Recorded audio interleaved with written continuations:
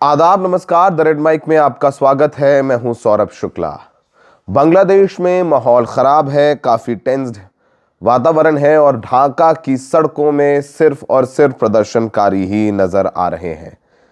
छात्र नेता उस्मान हादी की हत्या के बाद 2 दिन से बांग्लादेश में माहौल खराब है।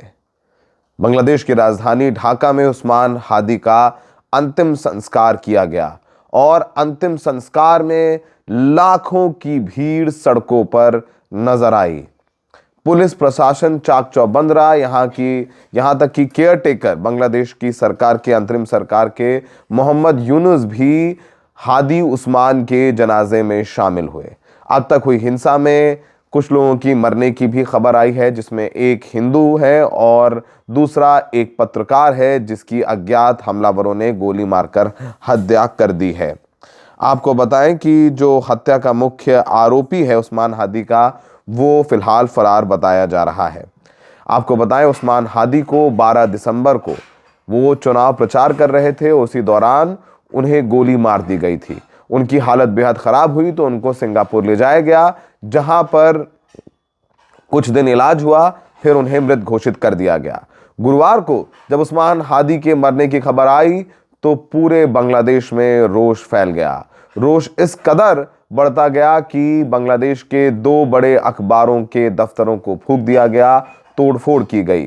प्रथम वालो और डेली स्टार, ये दोनों अखबार बेहद पॉपुलर और सबसे ज्यादा पढ़े जाने वाले हैं। प्रदर्शनकारियों ने उन तोड़फोड़ भी की, तमाम पत्रकारों को पीटा भी है और बताया जा रहा है कि आज भी उदीची संस्था के कार्यालय को जला दिया गया है और ये संस्था कट्टरपंथियों के विरोध पर काम करती है। यहाँ तक कि जो भारत का उच्चायोग है वहाँ पर भी पथराव की खबरें आई हैं। बांग्लादेश सरकार ने भारतीय उच्चायोग की सुरक्षा भी बढ़ा दी है। भारत को लेकर के काफ़ी नाराज़गी है। तमाम छात्र नेता आरोप लगा रहे हैं कि हादी की हत्या के पीछे भारत का हाथ हो सकता है। लगातार हिंदुस्तान विरोधी नारे भी लगाए जा रहे हैं। ये तस्वीरें हम आपको ढाका से दिखा रहे हैं, जहां उस्मान हादी के जनाजे में लाखों लोग सड़कों पर उतरे हैं। 200 से ज़्यादा ड्रोन्स तैनात किए गए हैं। निगरानी की जा रही है कि कहीं हिंसा ना हो जाए और ये भी कहा जा रहा है कि इस पूरे मामले में हत्यारों को ट्रांसपोर्टेशन सपोर्ट करने वाले आरोपियों में से एक मुख्य आरोपी फैसल करीम भारत भाग गया है। इधर भारतीय सेना भी एक्टिव हो गई है, बांग्लादेश के हालात पर नज़र बनाए हुए हैं। ईस्टर्न कमांड के प्रमुख जनरल RC तिवारी ने खुद भारत बांग्लादेश की सीमा का दौरा किया है। आपको बताएं कि आवामी लीग जो शेख हसीना की पार्टी है, उसके दफ्तर को भी आग के हवाले कर दिया गया। शेख हसीना के पिता, एक वक्त बंगबंधु कहे जाने वाले शेख मुजीबुर रहमान के जो एंसेस्ट्रल हाउस है, इससे पहले भी आगजनी की गई थी, फिर से वहां पर तोड़फोड़ की गई है। आपको बताएं कि हिंसा में एक हिंदू धर्म के शख्स की भी मौत की गई है, उसे भी पीट करके पेड़ से लटका दिया गया। मृतक की पहचान दीपू चंद्र दास के तौर पर हुई है।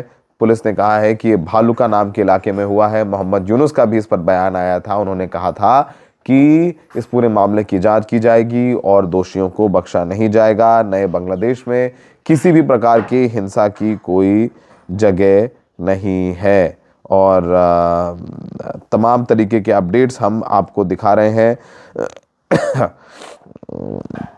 बांग्लादेश जल रहा है और जो उस्मान हादी है उन्हें यूनिवर्सिटी कैंपस में दफन करने की तैयारी की जा रही है। आपको बताएं, उस्मान हादी उन प्रमुख छात्र नेताओं में से एक है जिन्होंने पिछले साल शेख हसीना के खिलाफ जो आंदोलन हुआ उसमें हिस्सा लिया। उस्मान हादी काफ़ी पॉपुलर चेहरा थे।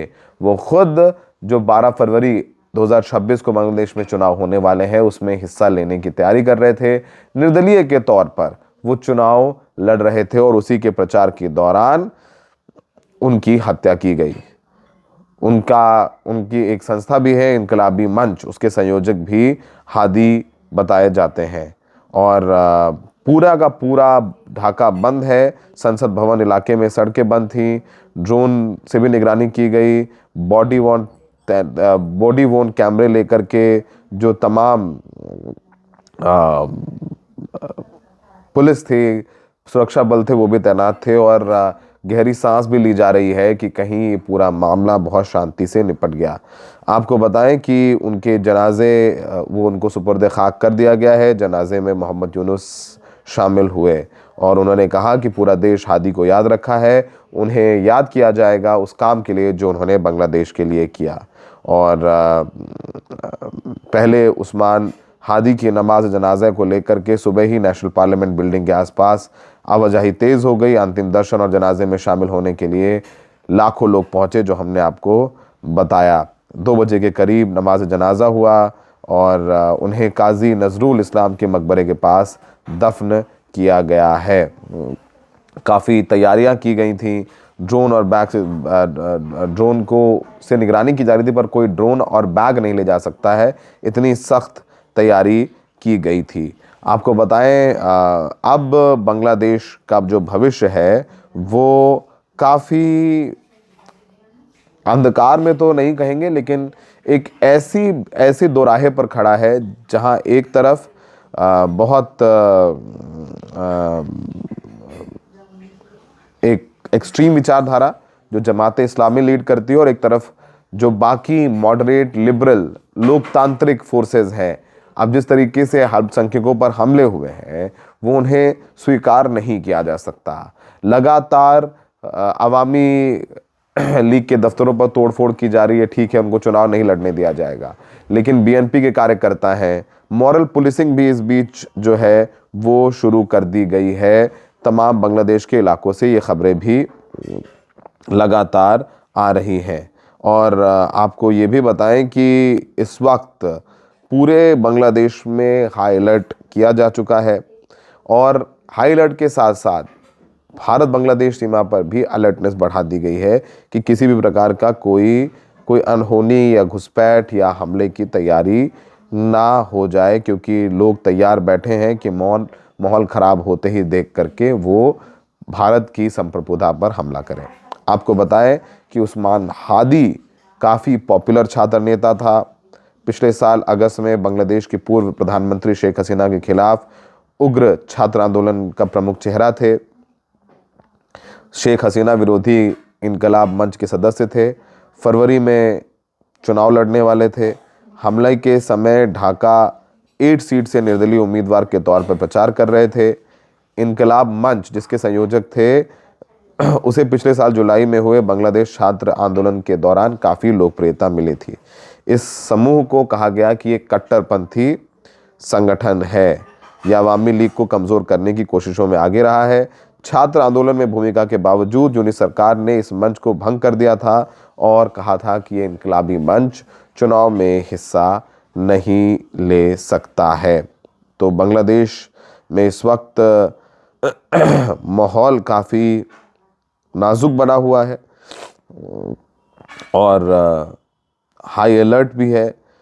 हमने उस्मान हादी के बारे में पूरी जानकारी आपको दे दी है और हम चाहते हैं कि इस पूरे मामले में तमाम रिएक्शंस भी आए हैं वो भी आपको सुनाए, क्योंकि बांग्लादेश का स्टेबल रहना भारत के लिए भी बहुत ज़रूरी है। जितनी बांग्लादेश में शांति रहेगी उतनी ही भारत के लिए भी अच्छा है। भारत के जो भारतीय दूतावास है वहाँ सुरक्षा बढ़ाई गई है, लगातार निगरानी वहाँ कर रही है भारत सरकार भी। जो भी घटनाक्रम हो रहा है उस पर भी जो आंखें हैं वो बनी हुई हैं। लेकिन अंत में जाते जाते यही कहेंगे कि कट्टरपंथ, किसी भी तरीके का कट्टरपंथ स्वीकार नहीं किया जा सकता है, चाहे वो बांग्लादेश में हो, चाहे वो हिंदुस्तान में हो, पाकिस्तान में हो, अफगानिस्तान में हो, इजराइल में हो, कहीं पर भी हो। कट्टरपंथ मानवीयता के खिलाफ है और जब धर्म लोगों के दिलों से निकलकर सड़कों पर आ जाए तो वो और भी ज़्यादा ख़तरनाक हो जाता है। बांग्लादेश के नागरिकों को सोचना होगा कि वो कैसा बांग्लादेश अपने लिए बनाना चाहते हैं। जब हम बांग्लादेश गए थे पिछले साल तो हमारे तमाम छात्र नेताओं से बात हुई थी। वो एक नए बांग्लादेश की बात कर रहे थे, ऐसा बांग्लादेश की बात कर रहे थे जहां पर सबके लिए बराबरी के मौके होंगे, सबको एक नज़र से देखा जाएगा। लेकिन जिस तरीके की तस्वीरें आ रही हैं, कहीं ना कहीं वो सपना टूटता हुआ नजर आ रहा है। फिलहाल मोहम्मद यूनुस के सामने बहुत बड़ी चुनौती है। आइए कुछ रिएक्शंस आए हैं, उनके साथ आपको छोड़े जाते हैं।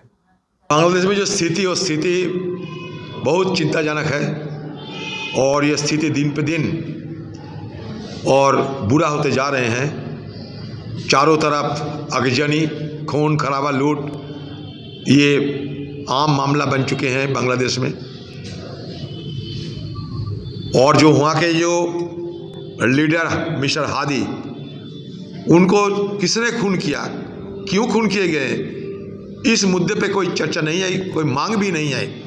देखने वाली चीज़ ये होते हैं कि हादी को किसने मारा, ये मांग नहीं उठ रहे हैं। इसके बजाय सारे बांग्लादेश में सारे लूट, आगजनी ये शुरू हो चुके हैं। और इसके साथ साथ बांग्लादेश की जो मीडिया हाउस, उनको भी आग के हवाले करते हुए तबाह कर दिए गए। और एक हिंदू लड़का, उनको जलाए जाते हैं, रस्सी पे पैर में टांग के जलाए जाते हैं। ये भयानक दृश्य भी हम देखने को मिलते हैं। ये बड़ा चिंताजनक है कि बांग्लादेश धीरे धीरे कट्टरपंथियों की हाथ में जा रहे हैं। कट्टरपंथियों ने बांग्लादेश की अपना कब्जा करने के लिए जो हिंसा करने की जरूरत होते हैं वो करते रहेंगे। मुझे तो लगता है कि ये हादी के हत्या के पीछे कोई साजिश जरूर है कि बांग्लादेश में हिंसा भड़काने के लिए। बांग्लादेश में हिंसा भड़काने के लिए एक तो कोई मतलब एक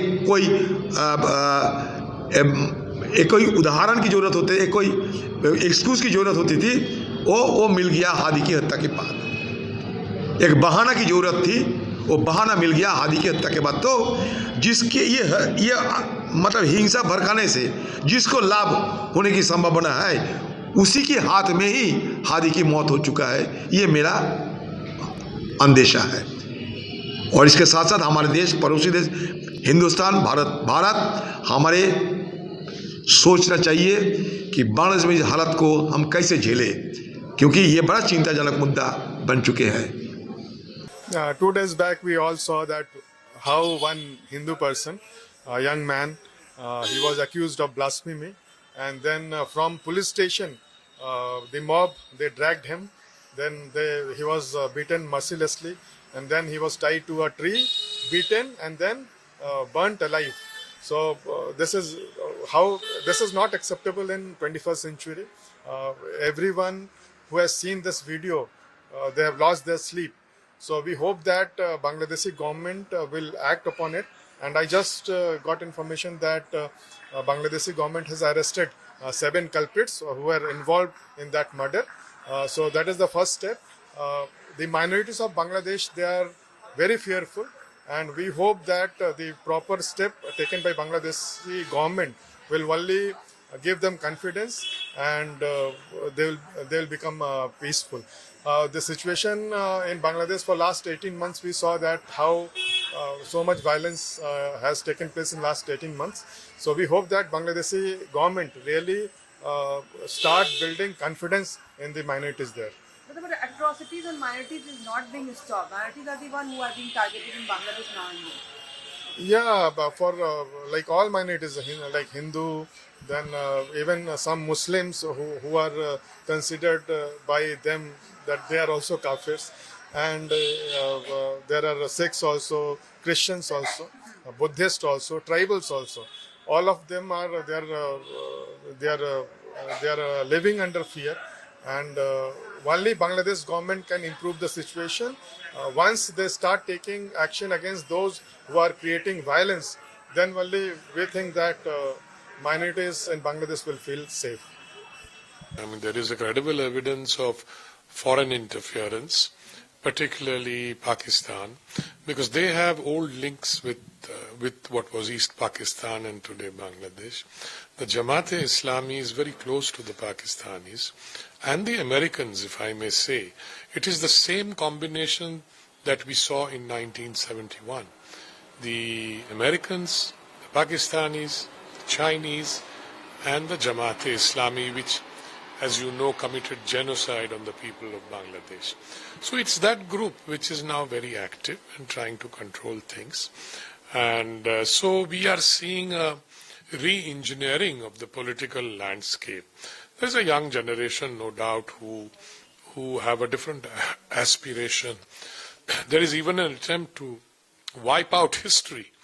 And there is an attempt to say that 1971 was actually an Indian conspiracy. You know, the killing of intellectuals in that year, you know, when the Pakistani army and the Jamaat-e-Islami picked up, leading intellectuals of Bangladesh and slaughtered them. Now the Jamaat-e-Islami leader says, oh, that was done by the Indian army. You know, this is the kind of peculiar situation where they are floating narratives, false narratives, because the younger generation perhaps is not so much aware of what really happened. 50 years have passed, so there's a new generation, younger generation, who have only seen the last 2-3 decades. So they are being brainwashed by these kind of narratives, false narratives.